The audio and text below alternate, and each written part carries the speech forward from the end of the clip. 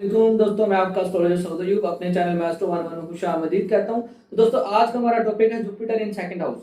Jupiter second house में कैसे result देता है और इसके एस्पेक्ट्स जो भी हैं वो हमें कैसे रिजल्ट देते हैं। तो दोस्तों, सबसे पहले तो आपको बताता चलूं कि जुपिटर की जो नेचर है, तो मैंने पिछले लेक्चर में भी बताया था कि जुपिटर की नेचर बहुत ही अच्छी है, बहुत ही पॉजिटिव है।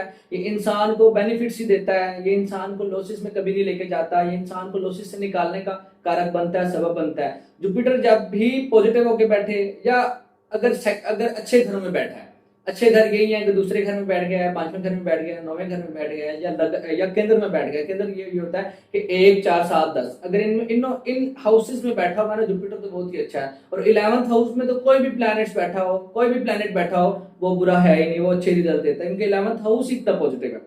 तो दोस्तों, आज का हमारा टॉपिक है Jupiter in second house. Jupiter जब भी सेकंड हाउस में बैठेगा, आपकी जो रिलेशनिंग अपनी फैमिली के साथ होगी, आपकी फैमिली के साथ टाइम गुजरेगा, वो बहुत ही कमाल का होगा, बहुत ही गजब का होगा, और लोग उसको मेमोरेबल टाइम समझेंगे।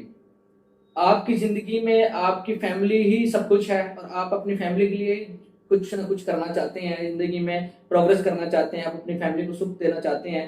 ये हमें बताता है जब जुपिटर सेकंड हाउस में बैठता है।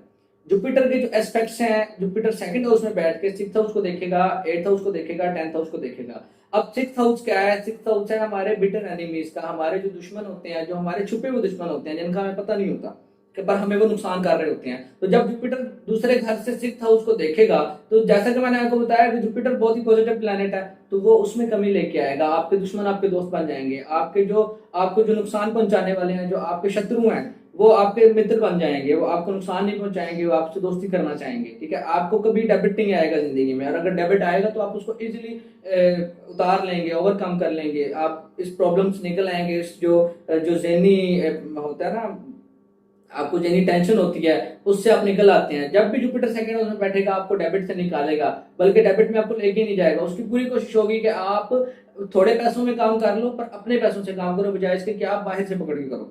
तो जुपिटर इतना पॉजिटिव प्लैनेट है, इंसान पे कभी उधार नहीं आने देता, इंसान को कभी मसले में नहीं लेके आता, इश्यूज में नहीं लेके आता, हमेशा उससे दूर ही रखता है। तो जुपिटर इंसान का स्ट्रांग होना बहुत जरूरी है, या अच्छे ग्रहों में होना बहुत जरूरी है। तो जुपिटर सेकंड हाउस में जब बैठेगा, आपको जोबियन बनाएगा, प्योर जोबियन बनाएगा आपको एक लंबे अरसे तक।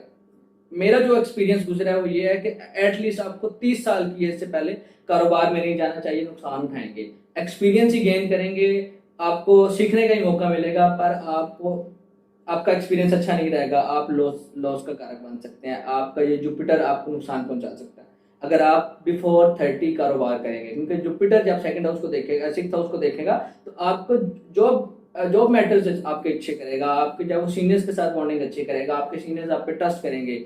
इसी तरह हम बात करते हैं जुपिटर का जो 7th एस्पेक्ट है वो है 8th हाउस पर। तो जुपिटर जब 7th एस्पेक्ट से 8th हाउस को देखेगा, तो आपको डिवाइन सपोर्ट रहेगी, आप कभी भी किसी बड़े मसले में फंसने से पहले ही निकल आएंगे, अल्लाह ताला की ब्लेसिंग्स रहेंगी आप पर, आप पे आपके बड़ों की दुआएं रहेंगी, आपकी कोई ना कोई नेकी काम आती रहेगी जिंदगी में, जो आप समझेंगे कि यार पता नहीं क्या, मैं तो फंसने लगा था और अल्लाह ने बचा लिया। तो ये आप समझ जाएं कि जब भी कभी कोई ऐसा मैटर हो, कोई ऐसा मामला हो, और आप कभी बड़े मसले में फंसते फंसते बच जाए, तो आप ये समझें कि आप पे अल्लाह की ब्लेसिंग है, और आपका जुपिटर जो है वो सेकंड हाउस का। ये इल्मी अंदाजा है, और ये इल्मी ही बात कर रहा हूँ, गैप कहें तो अल्लाह के पास है, अल्लाह ही बेहतर जानता है, सब पे फजल करने वाला अल्लाह है। पर ये जो इल्मी बहस है, इल्मी डिस्कशन है, उसके मुताबिक मैं आपको बता रहा हूँ कि जब जुपिटर सेकंड हाउस से एस्पेक्ट करता है 8th हाउस को, तो आपको एक अच्छा एस्ट्रोलॉजर भी बनाता है, क्योंकि आपके जो सिक्स सेंस है वो बहुत तेज करता है। आपकी जो जमीन से नीचे की चीजें हैं, आप अगर उनको डील करें तो बहुत ही अच्छा है। अगर आप कोई कारोबार करना चाहते हैं तो आप कोशिश करें ऑयल का काम करें,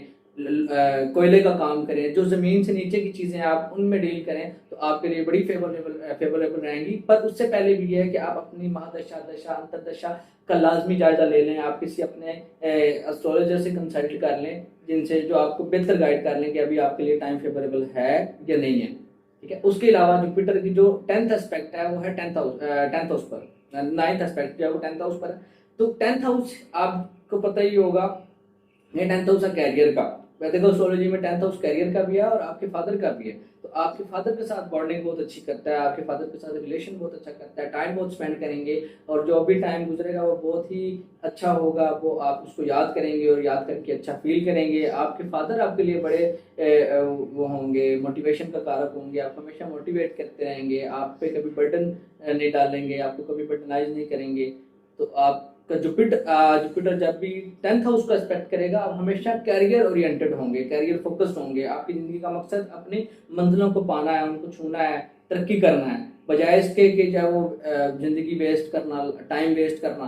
तो आपका मकसद हमेशा कैरियर पे फोकस होना है और जिंदगी में ऊंचाइयां बुलंदियां हासिल करना है। और जब जुपिटर एस्पेक्ट करेगा 10th हाउस को, तो आप जिंदगी में ग्रो भी करेंगे। तो दोस्तों ये मेरी कुछ ऑब्जर्वेशन है जुपिटर सेकंड हाउस को लेकर। आपको मेरी वीडियो अच्छी लगे तो उसको लाइक करें, चैनल को सब्सक्राइब करें। आपका बहुत शुक्रिया, अपनी मोहब्बतों का इज़हार करते रहें। अल्लाह हाफिज़।